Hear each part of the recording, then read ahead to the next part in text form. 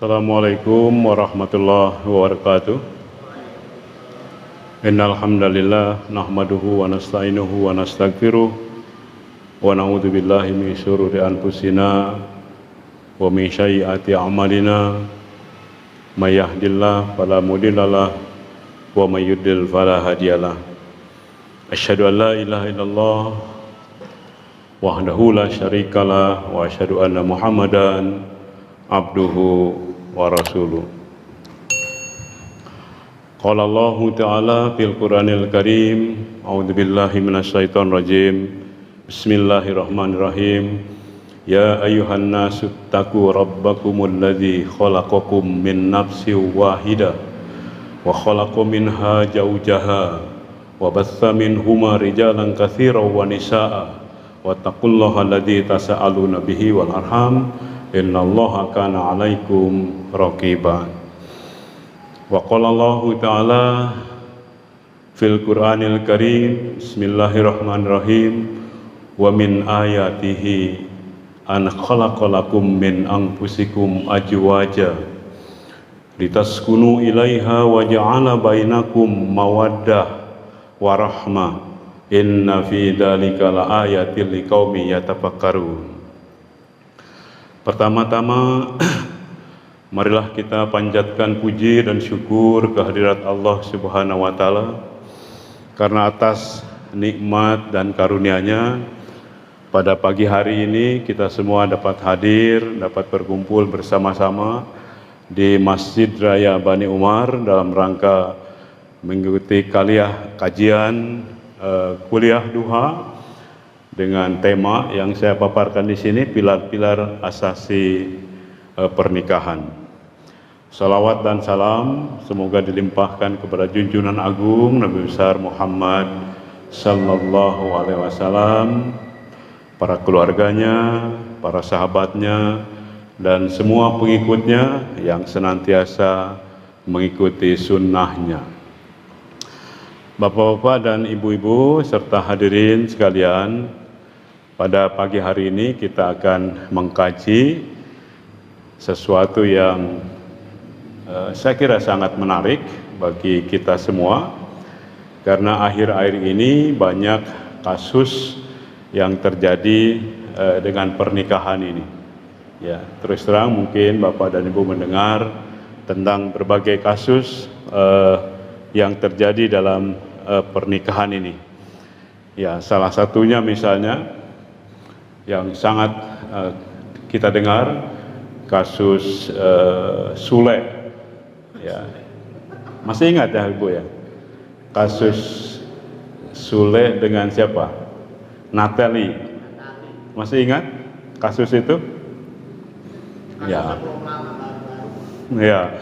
Jadi ini adalah suatu kasus, ternyata pernikahan itu bukan semata-mata memenuhi hasrat birahi. Ternyata pernikahan itu bukan semata-mata faktor materi.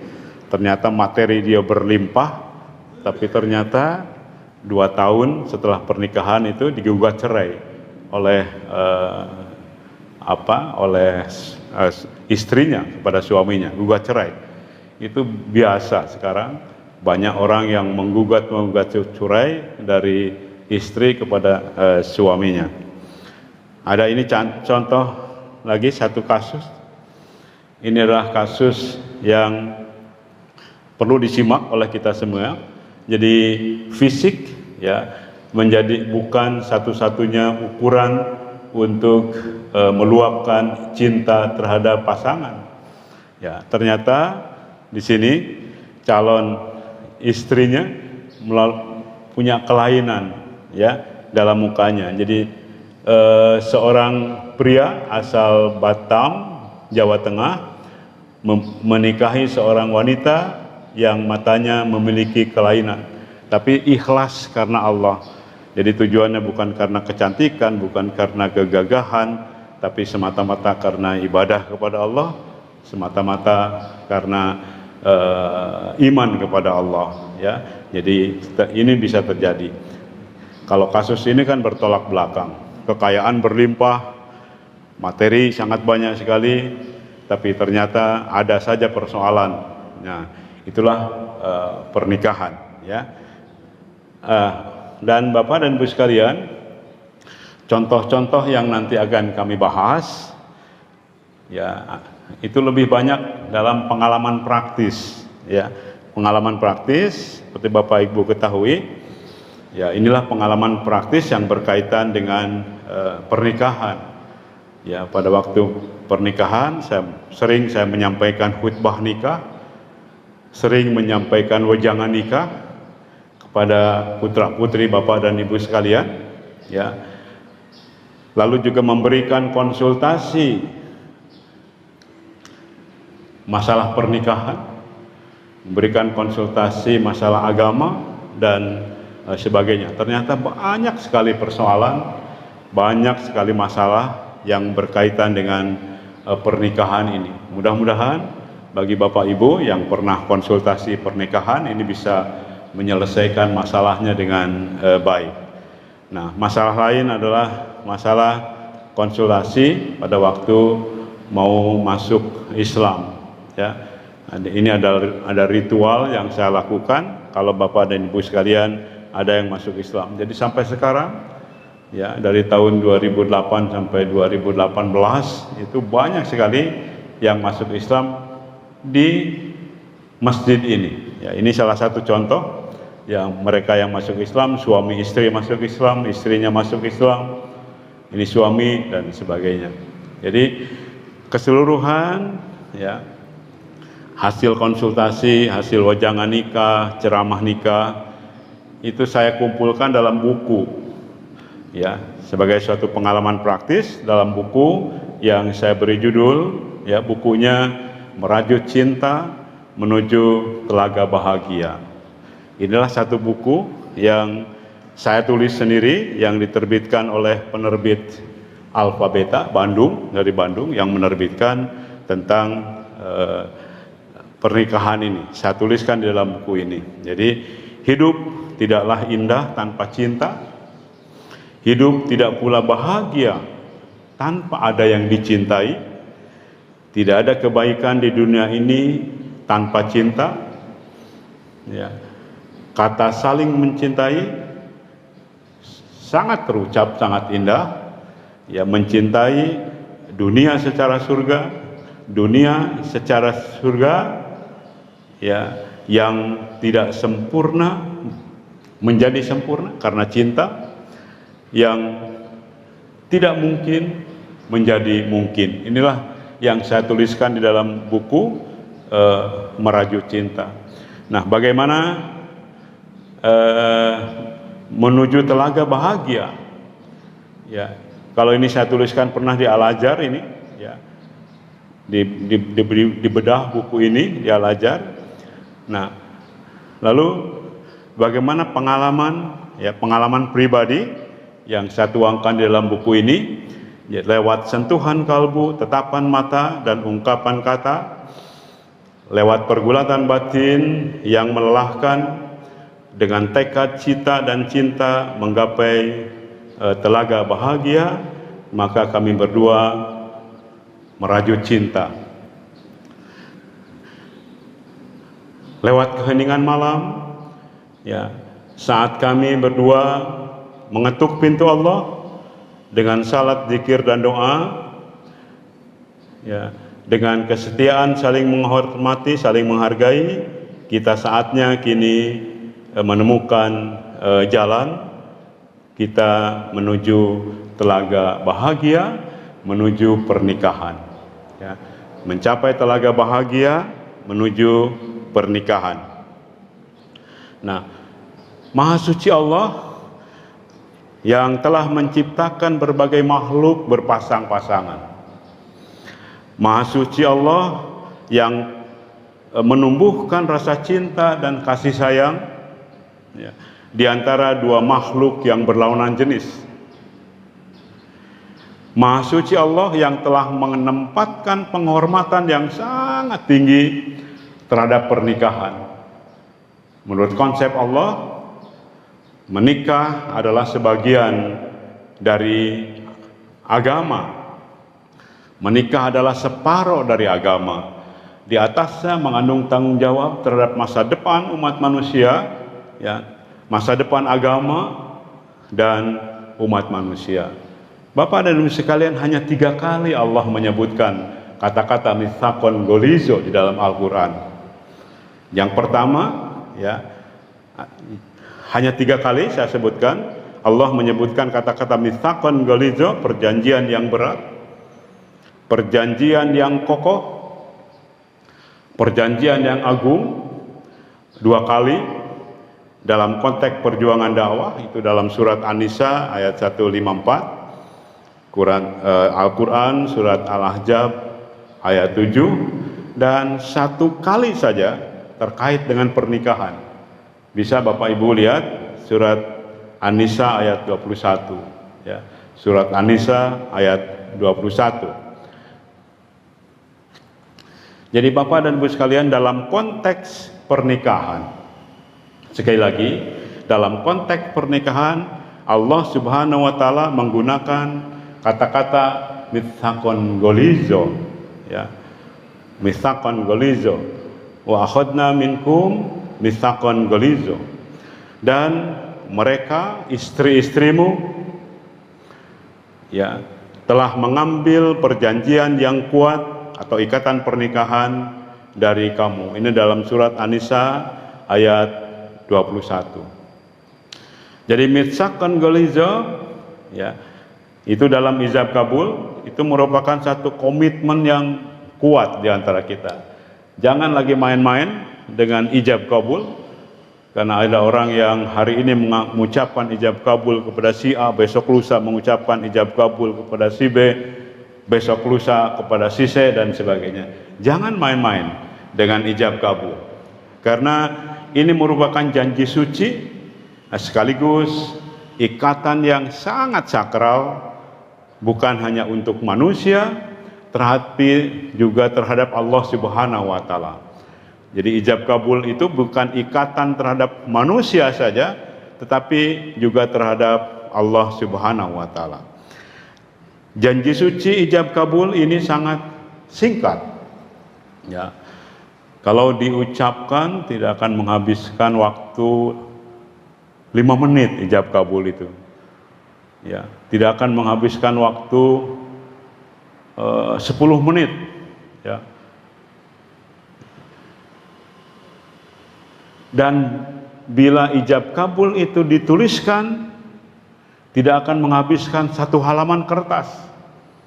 Ijab dan kabul itu singkat saja, pendek saja. Tapi kalau ijab kabul itu diucapkan oleh orang yang di dalam dadanya memiliki bibit-bibit iman, memiliki tanggung jawab kepada Allah, maka dampaknya ijab kabul itu, ya, lahir dan batin. Itulah dampak ijab kabul yang harus kita perhatikan, yang harus kita lihat, bahwa ijab kabul itu jangan main-main, ya, karena merupakan satu perjanjian yang kuat, yang kokoh, yang agung, ya, ijab dan kabul.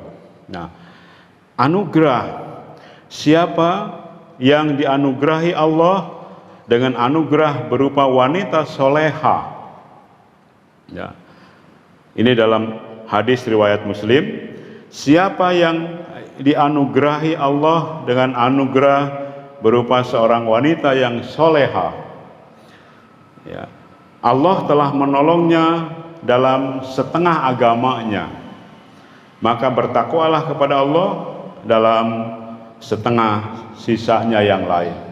Jadi berbahagialah bagi bapak-bapak yang memperoleh anugerah istri yang soleha, dan tentunya juga bagi ibu-ibu, ya, sangat berbahagia kalau mendapatkan suami yang soleh, ya. Ya. Wanita solehah itulah merupakan anugerah bagi kita, bagi para suami. Wanita solehah yang memiliki pemahaman agama yang baik akan dapat menolong suaminya untuk taat kepada Allah, taat melaksanakan perintah Allah, dan menjauhi segala apa yang dilarang oleh Allah Subhanahu wa taala. Inilah wanita soleha. Jadi menjaga suaminya agar senantiasa berada di jalan yang diridhoi oleh Allah Subhanahu wa taala, menjaga hartanya, kehormatannya, serta segala rahasia aib suaminya. Itulah wanita soleha, yang mungkin sama saja dengan pria yang soleh, ya. Jadi pria yang soleh, yang memiliki pemahaman agama yang baik, akan dapat menolong istrinya untuk taat kepada Allah Subhanahu wa taala, menjaga istrinya agar senantiasa berada di jalan yang diridhoi Allah Subhanahu wa taala, menjaga hartanya, kehormatannya, serta segala sesuatu ya rahasia dan aib suaminya. Itulah para istri yang soleh maupun suami yang soleh, ya. Istri yang soleh, ya, adalah istri yang taat kepada Allah dan taat kepada suami dan mampu menjaga kehormatan diri di belakang suami. Itu istri yang soleh, ya. Kalau suami yang soleh, tadi istri yang soleha. Kalau suami yang soleh adalah suami yang taat kepada Allah, lembut terhadap istri, dan mampu menjaga kehormatan dirinya di belakang istrinya. Ya. Suami istri harus saling bersinergi dalam perkara agama maupun perkara dunia. Betapa banyak istri soleha menjadi penyebab suaminya mendapatkan hidayah, demikian pula sebaliknya, ya. Demikian pula sebaliknya, suami yang soleh itu bisa menyebabkan menjadi hidayah bagi para istrinya. Allah Subhanahu wa taala bersabda, ya,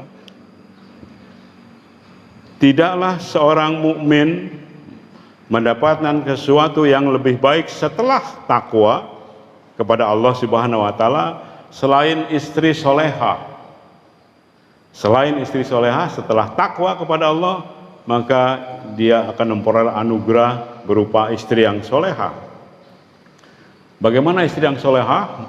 Menurut Nabi, jika ia memandangnya, istrinya membuatnya dia senang. Kalau dia memandang istrinya, dia membuat senang. Ya. Jika ia memberi sesuatu, istrinya menggunakan secara baik, dan jika ia tidak bersamanya, istrinya dapat menjaga dirinya dan harta suaminya. Itulah gambaran bagaimana seorang istri yang soleha. Allah Subhanahu wa taala berfirman sebagaimana ayatnya sudah saya bacakan sebelumnya. Ya ayuhan nasu taqu rabbakumul ladzi khalaqakum min nafsin wahidah wa khalaqa minha zawjaha wa bassa minhuma rijalan katsiran wa nisaa wa taqullaha alladzi tasaaluna bihi wal arham innallaha kana 'alaikum raqiba. Wahai manusia, kata Allah, bertakwalah kepada Tuhanmu yang telah menciptakan kamu dari diri yang satu, yaitu Adam, dan Allah menciptakan pasangannya Hawa dari dirinya, dan dari keduanya Allah memperkembangbiakan laki-laki dan perempuan yang banyak. Bertakwalah kepada Allah yang dengan menyebut namanya kamu saling meminta dan pemeliharaan hubungan kekeluargaan, ya. Innallaha kana 'alaikum raqiba, sesungguhnya Allah selalu menjaga dan mengawasi kamu. Itulah dalam Al-Qur'an surat An-Nisa ayat 1. Jadi seruannya adalah menikahlah, ya. Yang sudah balik tentunya sudah wajib menikah, yang mapan, punya dorongan biologis yang kuat, dan punya restu dari orang tua, ya, menikah, ya. Menikah adalah fitrah, ya. Menikah adalah ibadah. Mohon dicatat, menikah adalah ibadah. Menikah adalah naluri, ya. Menikah adalah menyehatkan jiwa dan raga. Jadi kalau Bapak Ibu, ya, memfasilitasi saudara, kerabat, handai tolan untuk melakukan pernikahan, ini adalah satu kewajiban, ya. Suatu kewajiban untuk juga bisa memfasilitasi orang lain yang sudah berhak menikah agar mereka melakukan pernikahan, ya. Nah, dalam surat An-Nur bisa dilihat ayat 31, dan nikahkanlah orang-orang yang sendirian di antara kamu dan orang-orang yang layak menikah dari hamba-hamba sahayamu yang laki-laki dan perempuan. Jika mereka miskin, Allah akan memampukan mereka dengan karunia-Nya, dan Allah Maha luas pemberiannya, lagi Maha mengetahui.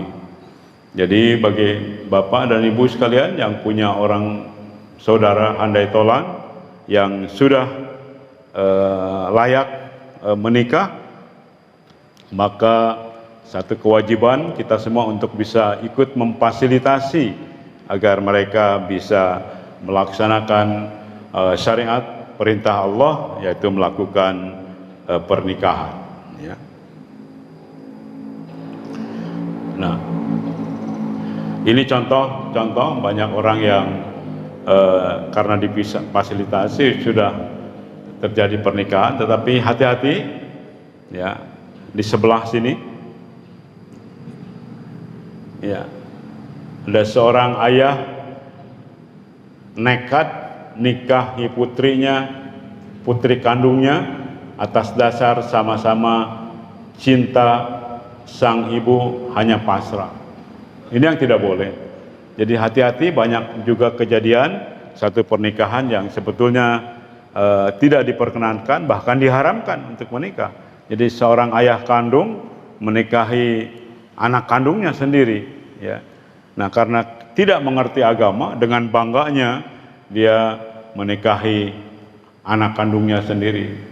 Ini yang dilarang oleh agama. Ini ada Nur Hamid, warga Magelang, yang nikahi bule cantik, ya, dari Manchester. Ternyata jadi bukan pemuda yang biasa. Kalau ini boleh-boleh saja, ya, karena dia menikah lalu secara Islam, yang tadinya tidak Muslim, ya, menjadi Muslim karena faktor pernikahan. Barang siapa menikah, maka ia telah menyempurnakan separuh ibadahnya, telah menyempurnakan separuh dari agamanya, dan hendaklah ia bertakwa kepada Allah Subhanahu wa taala dalam memelihara yang sebagian sisanya. Ini bisa dilihat dalam hadis riwayat Tabrani dan Hakim, ya. Siapa yang menikah, maka sungguh ia telah diberi setengah ibadah, ya, menurut hadis riwayat Abu Ya'la yang juga sama dengan hadis riwayat Muslim. Carilah rezeki dengan menikah. Jadi jangan takut menikah, apalagi takut karena rezeki, ya. Banyak orang yang takut karena rezeki maka tidak menikah. Sudah memenuhi persyaratan untuk menikah, tapi dia tidak mau menikah karena takut dengan rezeki. Padahal Allah akan menjamin rezeki seseorang, ya, yang berkeluarga, ya. Jadi biasanya kalau kita punya anak, ada saja rezeki anak itu, ya. Kita punya anak kedua, ternyata ada rezeki yang lain dari Allah Subhanahu wa taala. Jadi yang memberikan rezeki itu adalah Allah Subhanahu wa taala. Ini jaminannya, ya. Menikah adalah sunnahku, ya. Dari Aisyah radhiyallahu an, Rasulullah sallallahu alaihi wasallam bersabda, menikah itu termasuk dari sunnahku. Siapa yang tidak mengamalkan sunnahku, maka ia tidak mengikuti jalanku. Menikahlah karena sungguh aku membanggakan kalian atas umat-umat yang lainnya. Siapa yang mempunyai kekayaan, maka menikahlah, dan siapa yang tidak mampu, maka hendaklah berpuasa, karena sesungguhnya puasa itu bisa menjadi tameng bagi kita semua. Itu dalam hadis riwayat Ibnu Majah, ya.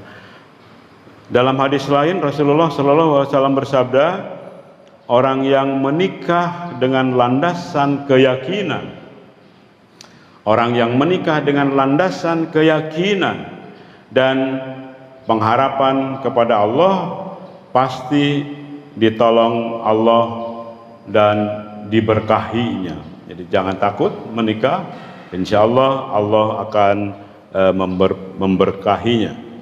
Hadis riwayat At-Tabrani. Nah, jadi menikah adalah perbuatan yang mulia, ya.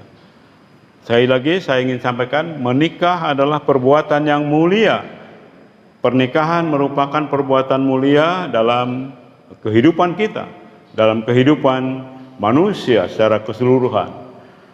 Orang yang menikah akan memperoleh pahala dari Allah Subhanahu wa taala. Orang yang menikah akan mendapat pahala dari Allah Subhanahu wa taala. Ya, pernikahan bukan bersifat duniawi semata, ya.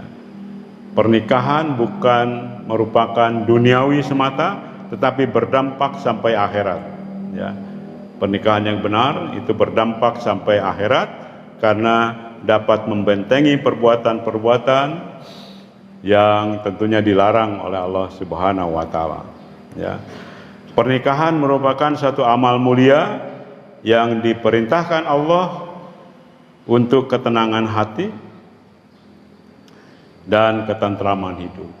Jadi pernikahan ya intinya adalah untuk ketenangan hati dan untuk ketentraman dalam hidup kita. Ya, ini yang perlu dicatat oleh anak-anak kita tentang tujuan pernikahan. Ya, karena banyak orang yang menganggap pernikahan hanya birahi saja. Jadi pernikahan yang ditandai dengan ijab dan kabul bukan semata-mata untuk memenuhi hasrat birahi dua jenis manusia, bukan semata-mata untuk memenuhi hasrat birahi dua jenis manusia, tetapi pernikahan adalah mengandung kesetiaan kepada sunnah Rasulullah Sallallahu Alaihi Wasallam untuk menciptakan manusia yang beriman dan bertakwa di bawah tanggung jawab ibu bapak yang beriman, ya. Jadi pernikahan bukan semata-mata untuk memenuhi hasrat birahi dua jenis manusia, sekali lagi, tetapi mengandung kesetiaan kepada sunnah Rasulullah Sallallahu Alaihi Wasallam dan menciptakan manusia yang beriman dan bertakwa di bawah tanggung jawab ibu bapak yang beriman. Bapak dan ibu sekalian, pernikahan ya merupakan episode yang menunjukkan betapa agungnya Allah Subhanahu wa taala. Ya. Pernikahan merupakan episode yang menunjukkan betapa agungnya Allah Subhanahu wa taala, sehingga pernikahan diungkapkan sebagai salah satu dari sekian banyak tanda-tanda kebesaran Allah. Salah satu dari sekian banyak tanda-tanda kebesaran Allah untuk meraih ketentraman hidup, ya. Untuk meraih ketentraman hidup, ya. Di dalam Al-Quran, ya, surat Ar-Rum ayat 21, ayatnya sudah saya bacakan sebelumnya. Allah Subhanahu wa taala berfirman, "Wa min ayatihi an khalaqalakum min anfusikum azwaja litaskunu ilaiha wa ja'ala bainakum mawaddah warahmah inna fi dzalika laayatil liqaumi yatafakkarun. Ya. Dan di antara tanda-tanda kebesaran Allah, wa min ayatihi, dan di antara tanda-tanda kebesaran Allah, Dia menciptakan pasangan-pasangan untukmu dari jenismu sendiri, agar kamu cenderung dan merasa tentram kepadanya. Agar kamu cenderung dan merasa tentram kepadanya, dan Dia menciptakan di antara kamu rasa kasih sayang, rasa cinta, rasa kasih sayang. Ya, sungguh pada yang demikian itu benar-benar terdapat tanda-tanda kebesaran Allah bagi kaum yang berpikir. Ya, jadi lihat dalam surat Ar-Rum itu ayat 21, dan dari 20 sampai 25 itu selalu Allah berfirman wa min ayatihi, dan di antara tanda-tanda kebesaran Allah. Di situ dikatakan di antara tanda-tanda kebesaran Allah, Allah menciptakan manusia dari langit, ya, dari tanah maksud saya. Wa min ayatihi, dan Allah menciptakan bumi dan langit. Di situ dikatakan demikian. Allah menciptakan malam dan siang, ya. Dan salah satu di antaranya di sini dalam ayat ini, yaitu surat Ar-Rum ayat 21 dikatakan, ya, wa min ayatihi an khalaqalakum min anfusikum azwaja litaskunu ilaiha wa ja'ala bainakum mawaddah wa rahmah inna fi dzalika laayatil liqaumin yatafakkarun. Dalam kaitan dengan pernikahan. Jadi pernikahan merupakan satu tanda-tanda kebesaran Allah.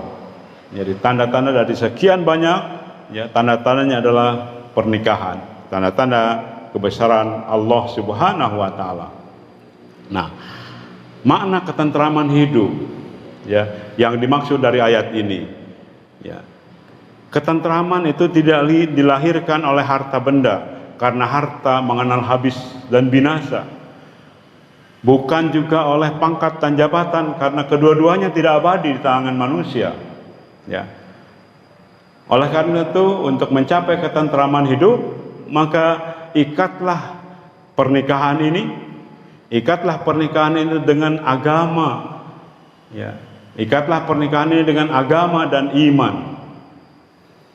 Karena iman akan menyertai kita dalam berbagai situasi dan kondisi. Ya. Agama akan menyertai kita dalam berbagai situasi dan kondisi. Menyertai kita dalam kondisi harta kita banyak, berlimpah, maka kita akan bersyukur kehadirat Allah, ya, selalu menjadi orang yang bersyukur. Tapi tatkala harta, tahta, pangkat dan jabatan mulai hilang dari kita, maka kita pun menjadi orang yang sabar kepada Allah Subhanahu wa taala. Jadi itulah yang mengikat pernikahan itu dengan syukur dan sabar, ya. Jadi kalau suami dan istri ingin tentram, ya, menikahlah, milikilah sebuah hati yang tidak pernah saling membenci satu dengan yang lain, senyuman yang tidak pernah pudar, tutur kata yang tidak menyakiti suami dan istri, kasih sayang yang tulus terhadap suami dan istri, sikap dan perilakunya menyenangkan hati pasangan hidup, ya, dan orang lain dimanapun kita berada.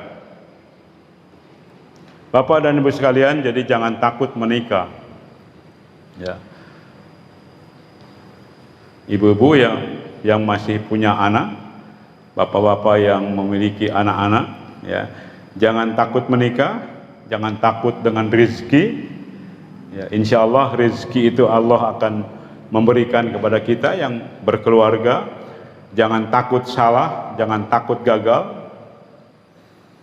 Gagal itu biasa, tapi bangkit dari gagal itu yang luar biasa. Gagal itu biasa, tapi bangkit dari gagal itu luar biasa.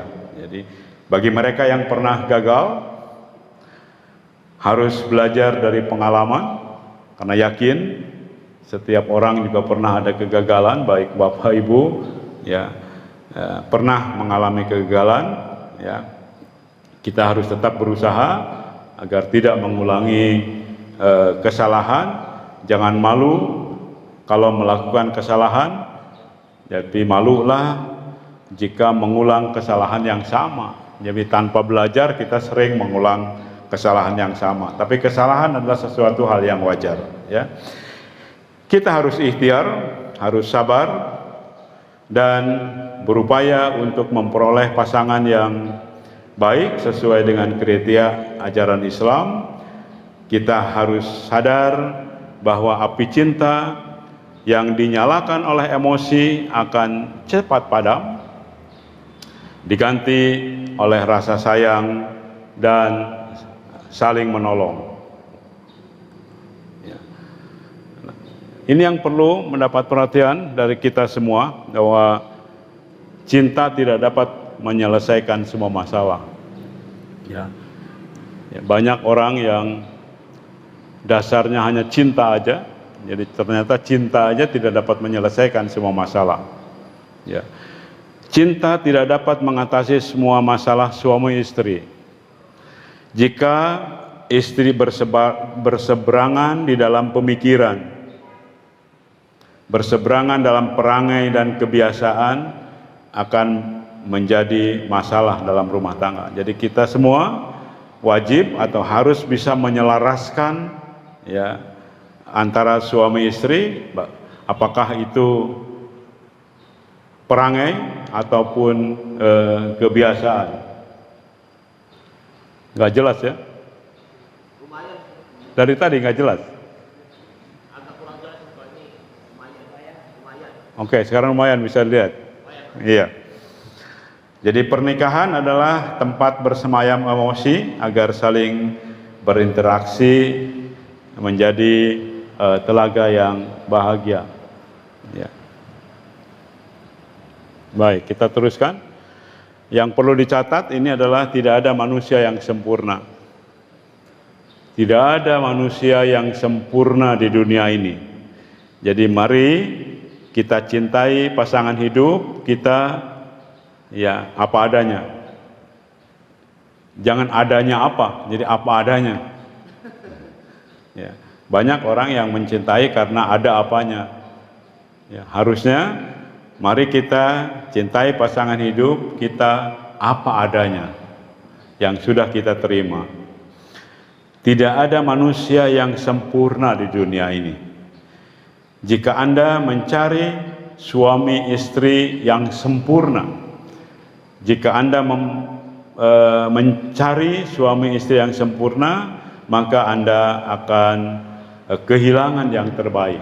Karena di balik kesempurnaan pasti ada kelebihan, di balik kelebihan suami pasti ada kekurangan. Nah, kita harus menyadari terhadap berbagai kekurangan dan kelebihan suami istri, karena yakin di balik kelebihan pada suami pasti ada kekurangan. Sama juga istri, di balik kelebihan istri ada kekurangan. Oleh karena itu ya kekurangan istri harus ditutupi dengan kelebihan kita suami. Ya.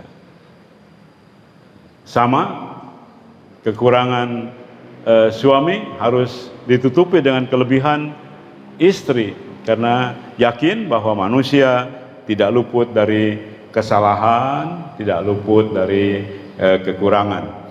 Mencintai apa adanya, melihat kekurangan sebagai kelebihan. Selalu melihat kekurangan pasti dia ada kelebihan. Ya, Allah menciptakan manusia dengan segala kekurangannya. Sebagai pasangan harus saling melengkapi. Jadi jangan mengharapkan seluruhnya ya, dari istri atau dari suami punya kelebihan. Pasti di balik itu ada kekurangannya. Ya, Allah berfirman di dalam Al-Quran surat Al-Baqarah ayat 187, bisa dilihat, hunna libasul lakum ya wa antum libasul lahuna. Istri merupakan pakaian bagi suami dan suami merupakan pakaian bagi istri. Hunna libasul lakum wa antum libasul lahunna. Makanya kita harus saling melengkapi berbagai kekurangan, baik istri maupun suami. Inilah salah satu contoh yang tadi kabarkan, ada seorang istri yang banyak kekurangan, ya, tapi suaminya ikhlas menerima kekurangan itu karena dia tahu ada kelebihan di balik kekurangan itu, ya. Nah, ini adalah kasus yang banyak kelebihan dari sisi materi, ganteng, cantik, tapi ternyata ada juga kekurangannya, ya. Ada kekurangannya. Dia tidak sadar bahwa setiap orang itu punya kekurangan. Kalau dia tidak siap menerima kekurangan itu, maka yang terjadi adalah masalah dalam keluarga itu, yang terjadi adalah meminta perceraian dalam pernikahan itu, karena dia tidak menyadari setiap orang ada kekurangan di balik kelebihan itu. Laki-laki atau suami, ya, pelindung bagi perempuan, istri, karena Allah telah melebihkan sebagian mereka, laki-laki, atas sebagian yang lain, perempuan, dan karena mereka, laki-laki, telah memberikan nafkah dari hartanya, maka perempuan yang soleh adalah mereka yang taat kepada Allah dan menjaga diri ketika suaminya tidak ada, karena Allah telah menjaga mereka. Dalam Al-Quran surat An-Nisa ayat 34, ya. Dalam surat Al-Baqarah juga ayat 226, ya. Allah berfirman di sini, dan mereka para istri mempunyai hak seimbang dan kewajibannya menurut cara yang ma'ruf, ya. Patut maksud saya, menurut cara yang patut, tetapi para suami mempunyai kelebihan di atas mereka oleh Allah Maha Perkasa dan Maha Bijaksana. Itu dalam Al-Quran surat Al-Baqarah ayat 228. Jadi kita semua sebetulnya harus optimis, ya. Di balik kekurangan istri, di balik kekurangan suami, kita pun harus tetap optimis, ya. Jadi Allah menitipkan kelebihan di setiap kekurangan, menitipkan kekuatan di setiap kelemahan, menitipkan sukacita di setiap duka cita, menitipkan harapan di setiap keraguan. Allah berjanji semua itu akan indah pada waktunya. Jadi kita harus optimis di tengah kekurangan dan kelebihan bagi para suami maupun istri. Nah, bagaimana memilih pasangan, ya? Jadi bagi putra-putri kita, ya, mungkin banyak yang sekarang yang sedang mencari pasangan. Ibu catat bahwa pertimbangan anak itu biasanya emosional dan cinta. Pertimbangan dari anak itu emosional dan cinta, tapi pertimbangan dari orang tua biasanya rasional, ya. Pertimbangan dari orang tua rasional dan karena pengalaman. Jadi sering tidak memuaskan aspek emosional anak, sering tidak memuaskan aspek emosional anak. Jadi solusi yang terbaik, ya, adalah bersikap moderat, ya, bersikap seimbang, ya. Jadi dijelaskan kepada anaknya bagaimana prinsip emosional dan cinta dari anak beserta pertimbangan rasional, pertimbangan pengalaman dari orang tua. Jadi kita harus moderat, harus diskusi dengan anak-anak secara baik, sehingga anak-anak pun tidak hanya mengandalkan cinta, tidak hanya mengandalkan secara emosional saja, tapi aspek-aspek rasional yang sering kita ketahui, yang sering kita alami karena pengalaman kita juga harus menjadi pertimbangan. Jadi saya sampaikan bahwa solusi yang terbaik adalah kita harus seimbang, kita harus moderat terhadap anak-anak kita, ya. Jadi pertimbangan menurut syariat Islam itu kan biasanya Ya, ini dalam satu hadis ya, dalam hadis riwayat Bukhari dan Muslim. Seorang wanita dinikahi karena 4 perkara. Ya, menurut hadis, ya karena kecantikannya, pasti, ya karena hartanya, boleh juga, karena kedudukannya, karena dan agamanya. Pilihlah wanita yang memiliki agama yang baik, niscaya engkau akan bahagia. Jadi kalau pertimbangannya dari agama, insya Allah engkau akan bahagia. Jadi cantik, ganteng boleh, ya. Punya kekayaan boleh saja, keturunan juga boleh dipertimbangkan, tetapi yang utama adalah pertimbangan agamanya. Karena kalau agama sangat diabaikan dari pertimbangan itu, maka pasti keluarganya tidak akan bahagia. Banyak yang terjadi, ya. Jadi ada yang terjadi baru-baru ini, Bapak juga mendengar ada seorang istrinya yang dibunuh, ya. Ada yang dengar ya? Suaminya itu bahkan menyuruh orang lain untuk membunuh istrinya. Mungkin karena dia memiliki istri lain, ya istri. Dan akhirnya sampai sekarang ujungnya bagaimana? Orang itu tewas, meninggal, karena dia saking, ya, bunuh diri, ya, bunuh diri. Jadi berusaha untuk meracuni istrinya, berusaha untuk menembak istrinya, ternyata tidak berhasil sampai sekarang. Tapi akhirnya yang bersangkutan malah bunuh diri. Jadi banyak kasus-kasus yang terkait dengan pernikahan, dan ini terjadi pada akhir-akhir ini, sehingga materi ini saya bahas, ya. Nah, pertimbangan rasional. Nikahilah orang yang dipilih oleh akalmu, ya. Nikahilah orang yang dipilih oleh akalmu. Pilihan akal harus diprioritaskan. Pilihan akal harus diprioritaskan, ya, bukan oleh hatimu. Ya sayang, ini kenapa ya tidak jelas kata ininya, ya.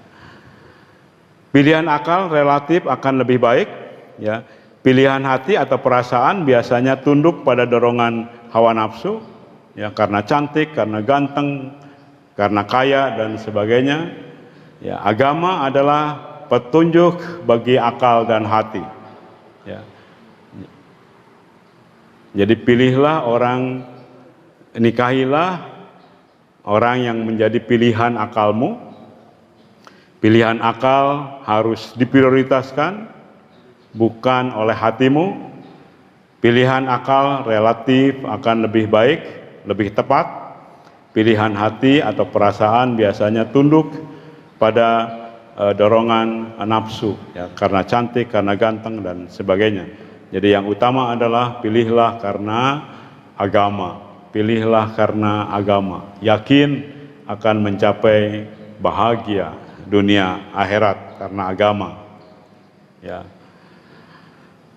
Ini ada contoh-contoh yang lain, ya. Pertimbangan materi semata akan mudah hancur kalau pertimbangannya hanya materi. Ini yang saya sampaikan kasus Sule dan Natalia, ya. Kasus Sule dan Natalia, ya. Ada yang menyimak kasus itu, ya. Wanita yang menikahi demi harta, ketampanan, atau jabatan suami biasanya akan meninggalkan suami tatkala suami jatuh miskin atau kehilangan jabatan, ya. Begitu juga laki-laki yang menikah karena kecantikan semata-mata biasanya akan meninggalkan istrinya tatkala istrinya sudah tidak cantik lagi, ya. Karena istrinya sudah tidak muda lagi, ya. Itu kalau pertimbangannya dari sisi materi saja, tanpa mempertimbangkan agama. Padahal pertimbangan agama harus menjadi pertimbangan yang utama. Boleh cantik, boleh ganteng, ya, tetapi agama harus dipertimbangkan. Jadi pernikahan yang dibangun di atas pondasi agama dan akhlak ya akan lebih kokoh, lebih kuat dan aman dari ancaman kehancuran. Ini juga contoh ya, orang kekayaannya banyak, kekayaannya berlimpah, tetapi juga masih juga menggugat cerai ya, karena tadi pertimbangan agama di nomor duakan ya. Jadi menentukan pasangan harus semata-mata karena Allah. Bagi yang akan memilih ya, bagi putra putri bapak ibu yang akan memilih ya, pilihlah karena Allah dan sesuai dengan petunjuk syariat atau agama dan akhlak ya, dan harus punya niatkan pernikahan ini hanya akan berujung pada maut ya, berujung pada maut kalau maut menjemput. Pernikahan karena Allah insya Allah abadi selama-lamanya sampai di surga. Nah, jadi antara rentang waktu ini biasanya memanfaatkan tentang waktu ta'aruf untuk membangun pondasi rumah tangga ya, mengenal satu sama lain dengan membangun komunikasi yang konstruktif, jadi untuk memahami aspek mental, sosial dan pemahaman agama ini penting ya. Kalau Bapak dan Ibu sekalian nanti memilih calon mantu ya, jadi dari aspek mental, sosial dan pemahaman agama, hak dan kewajiban masing-masing, cara bergaul dengan pasangan hidup, kiat mewujudkan kebahagiaan dan ketentraman suami istri dengan mengembangkan komunikasi yang sehat antara calon ya. Jadi komunikasi yang konstruktif ya, komunikasi yang keterbukaan antara satu dengan yang lain. Inilah yang harus dimanfaatkan oleh Bapak Ibu di dalam rentang waktu ta'aruf ini ya.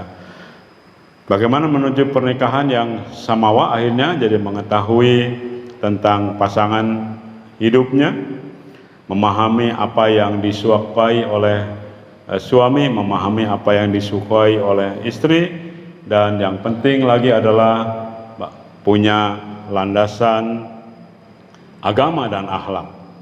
Jadi pondasi rumah tangga Islami yang pertama adalah tujuan yang benar ya. Jadi tujuan pernikahan itu yang benar. Jadi pernikahan bukan semata-mata untuk memenuhi hasrat birahi dua jenis manusia, tapi pernikahan adalah mengandung kesetiaan kepada sunnah Rasulullah SAW di bawah tanggung jawab kita Bapak Ibu yang beriman. Jadi tujuannya harus jelas ya, kepada disampaikan kepada Bapak Ibu ya, putra putrinya, calon-calonnya ya, bahwa tujuan pernikahan yang benar itu adalah begini. Jangan hanya mengandalkan materi ya semata-mata ya, tapi harus punya tujuan yang jelas. Kebebasan memilih pasangan, agama dan akhlaknya, cinta dan kasih sayang ya, itu juga harus dipertimbangkan. Saling menolong dan membantu, wa ta'awanu 'alal birri wa taqwa, selalu merujuk pada syariat Islam. Itulah pondasi rumah tangga yang Islami, jadi keluarga yang Islam ya. Jadi setiap orang pasti mendambakan pasangan hidup yang soleh dan soleha. Pasti Bapak Ibu, Bapak mendambakan suami yang soleha, ibu juga pasti mendambakan bapak-bapak yang soleh ya. Di sini Allah berfirman di dalam Al-Quran, surat Al-Furqan ayat 74 ya, walladzina yaquluna rabbana hablana min azwajina wa dzurriyyatina qurrata a'yun waj'alna lil muttaqina imama. Dan orang-orang yang berkata, ya Tuhan kami, anugerahkan kepada kami pasangan hidup kami dan keturunan kami sebagai penyenang hati kami, ya, qurrata a'yun, dan jadikanlah kami pemimpin bagi orang-orang yang bertakwa. Itulah dambaan kita semua dan doa kita semua yang dipanjatkan kepada Allah Subhanahu wa taala, ya.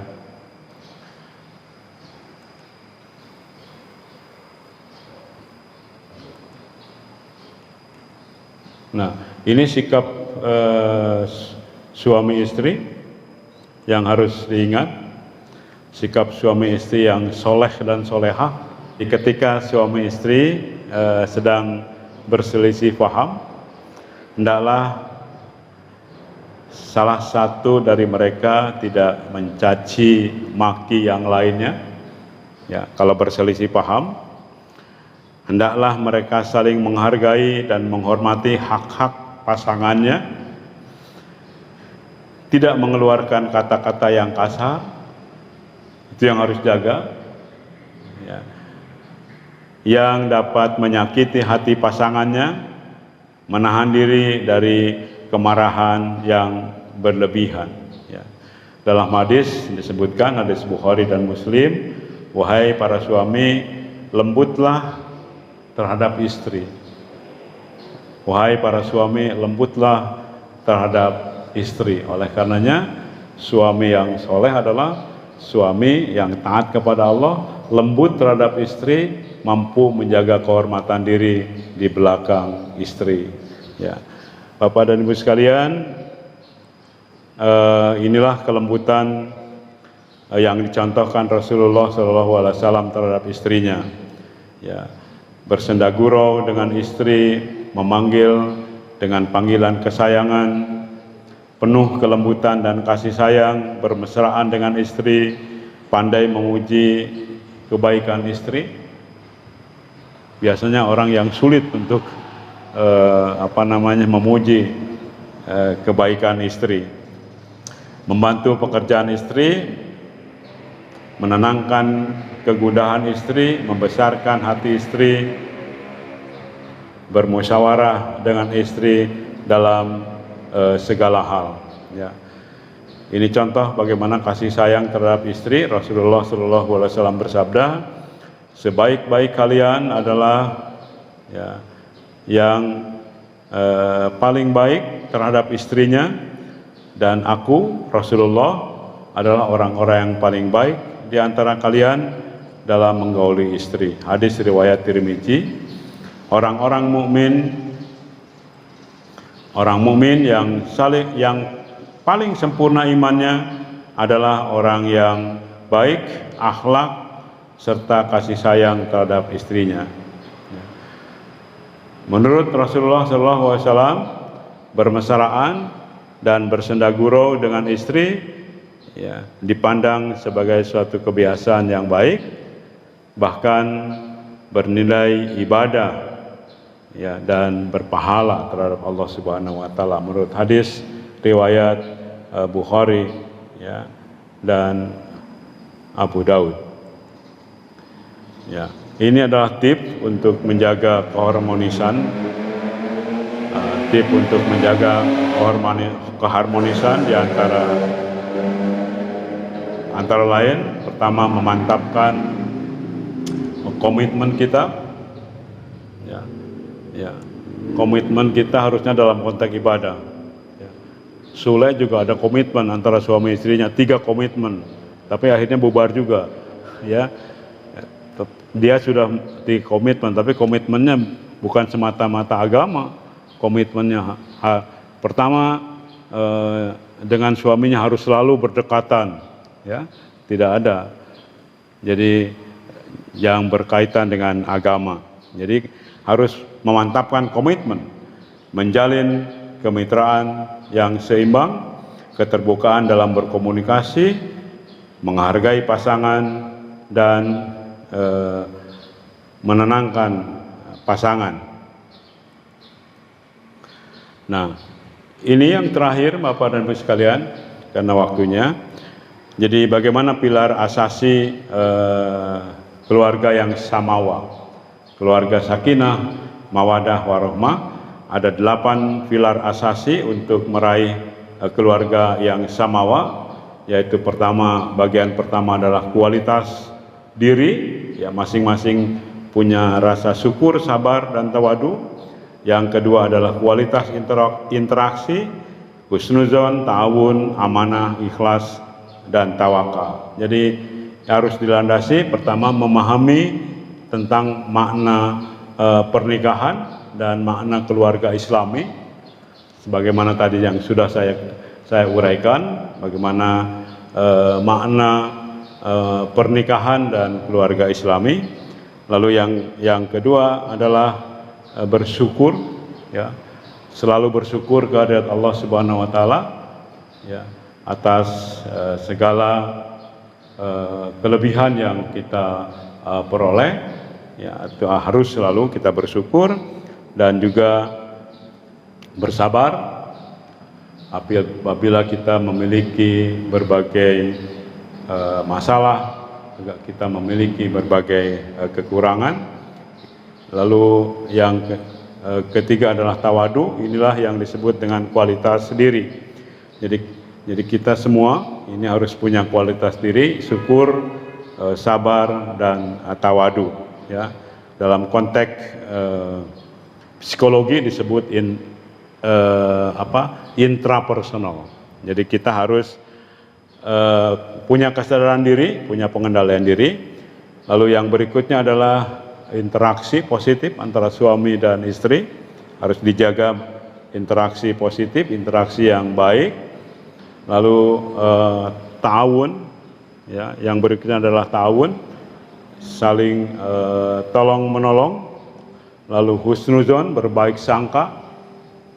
Biasanya pangkal utama masalah dalam suami istri kalau masing-masing tidak berbaik sangka atau masing-masing berburuk sangka terhadap pasangannya. Itu juga harus dijaga kita agar selalu husnuzon, berbaik sangka terhadap pasangan hidup kita. Dan yang keenam harus amanah, ya, apa yang kita lakukan, ya, harus amanah. Inilah yang disebut kualitas interaksi.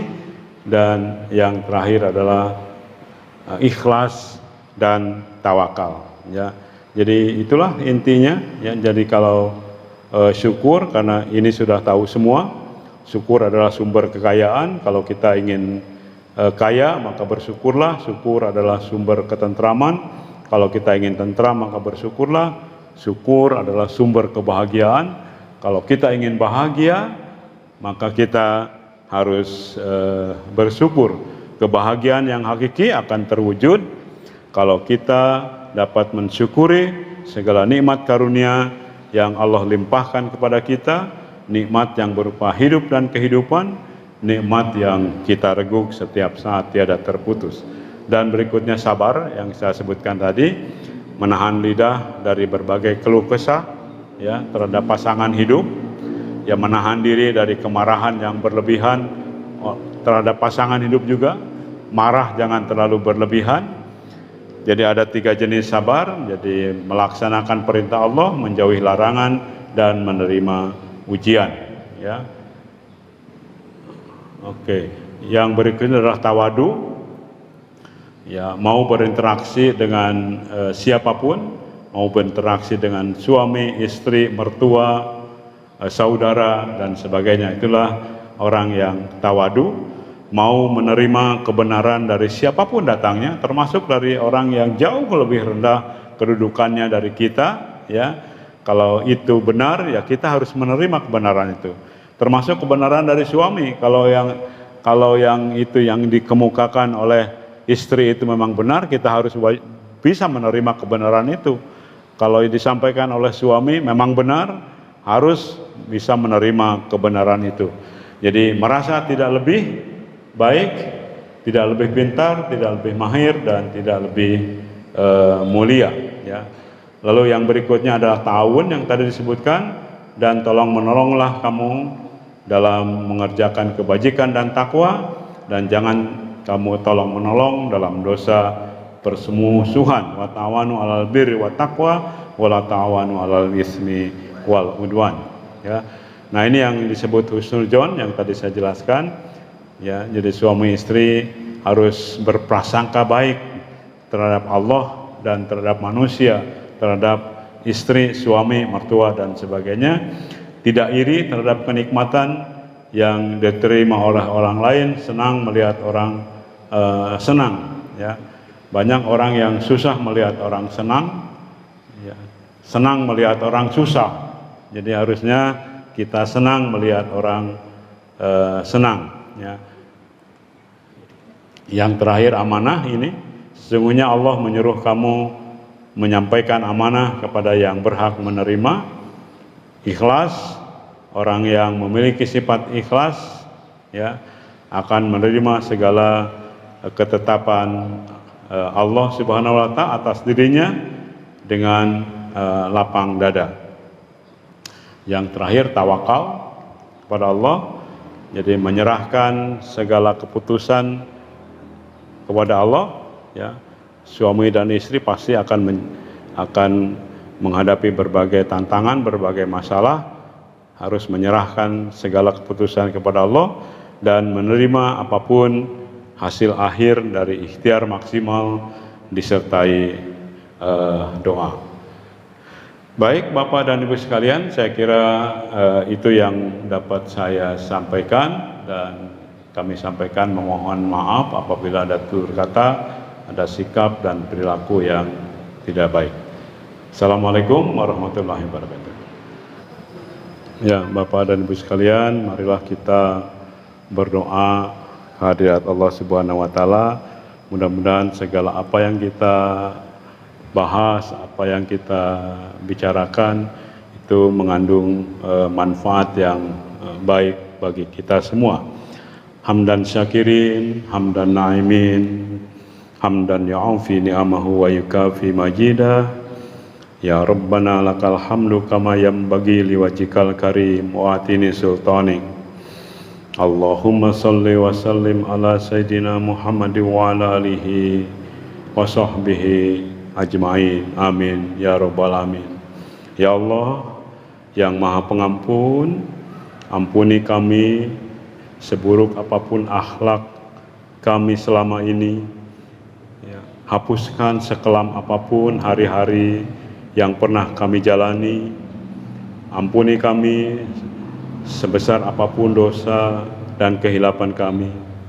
Allahumma ya Allah yang Maha mengetahui, lembutkan hati pasangan kami ya Rabb, indahkan pribadi pasangan kami ya Rabb, golongkan kami menjadi ahli syukur yang selalu rendah hati, ikhlas melakukan apapun yang Kau ridhoi.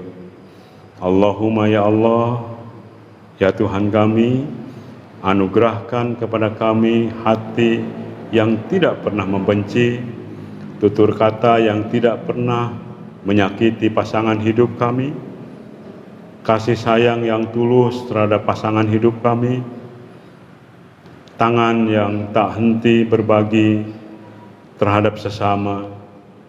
Rabbana taqabbal minna innaka antas samiul alim wa tub alaina innaka antat tawwabur rahim. Rabbana hab lana min azwajina wa dzurriyyatina qurrata ayun waj'alna lil muttaqina imama. Rabbana atina fid dunya hasanah wa fil akhirati hasanah wa qina adzabannar. Subhana rabbika rabbil izzati amma yasifun. Wassalamun alal mursalin walhamdulillahi rabbil alamin. Wassalamualaikum warahmatullahi wabarakatuh.